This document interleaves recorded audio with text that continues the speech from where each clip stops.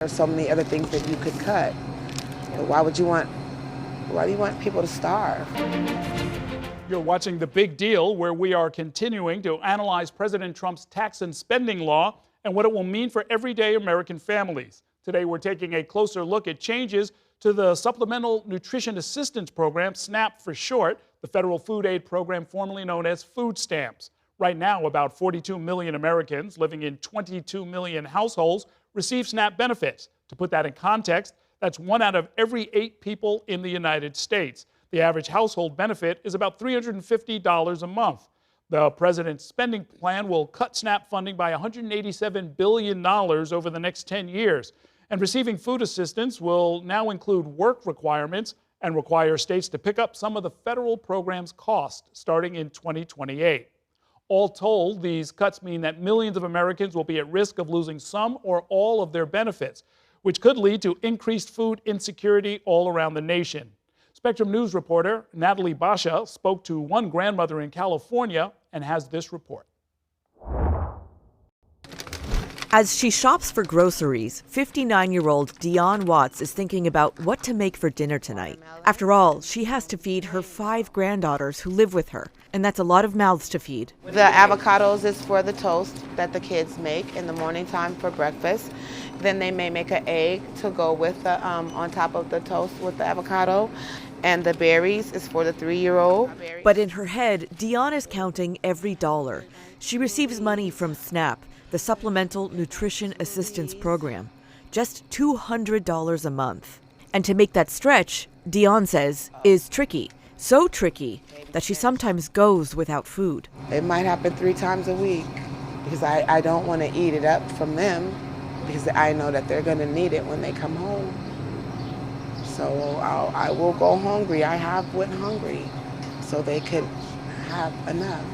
But on July 4th of this year, President Donald Trump signed into law his big, beautiful bill, which includes a $200 billion cut to the SNAP program set to take place over the next 10 years. President Trump's administration says the cut is necessary to curb government spending and to shift the responsibility of SNAP to states. But according to Food Access LA, that proposed cut puts 5 million California families at risk.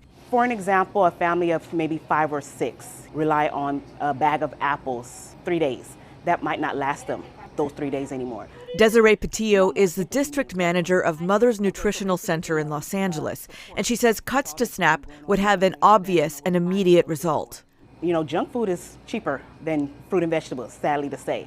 And I'm quite sure that that would be the result of if in the case that the benefits were to be reduced. There's so many other things that you could cut. But why do you want people to starve? Natalie Basha, Spectrum News. Joining me now with more on this is Elaine Waxman, a senior fellow at the Urban Institute, a nonpartisan policy research organization.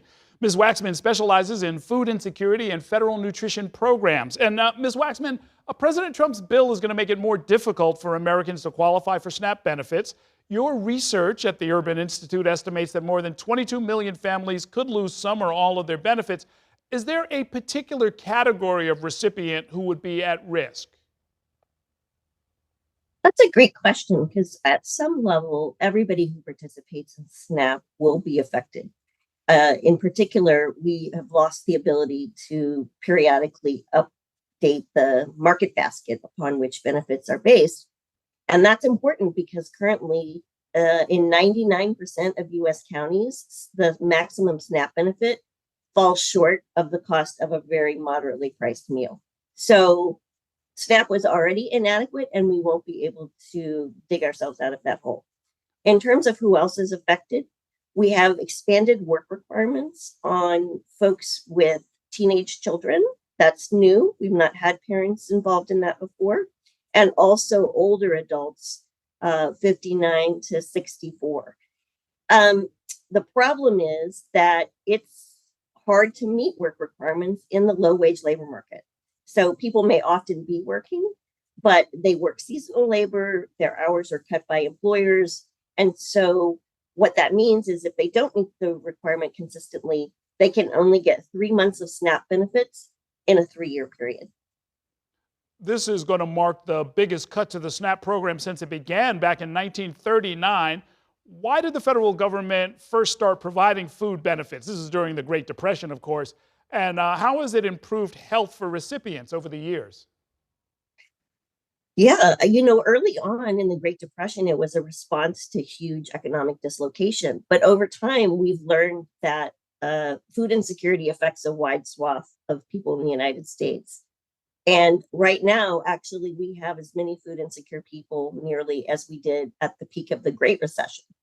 So we're already going into this stretch in a not good position. I think that we will see it in terms of health impacts because we know that SNAP reduces food insecurity, that it improves outcomes for people with chronic illness, and it reduces healthcare expenditures by a factor of about $1,400 a year. So we will feel it and see it in our communities, even if, we ourselves are not affected. I want to come back to something you touched on, and that was underscored in the story from California we just saw. Even before the latest cut, SNAP benefits were not sufficient to feed a family. I mean, we saw this woman, $200 a month is not enough to feed a grown woman with 5 kids. And you found that the maximum SNAP benefit does not cover the cost of a modestly priced meal in 99% of the nation's counties. Is that deliberate? Is the inadequacy a deliberate feature of the program? I think some people would argue yes, that people have viewed SNAP as a supplement, but in fact, for 4 out of 10 households, it is the only resource they have to purchase food. Their expenses and their income mean that they have zero income available for a food budget. So that's really profound when you put individuals like that at risk. The grandmother that you spoke with was obviously trying to purchase healthy foods, but healthy foods are a risk.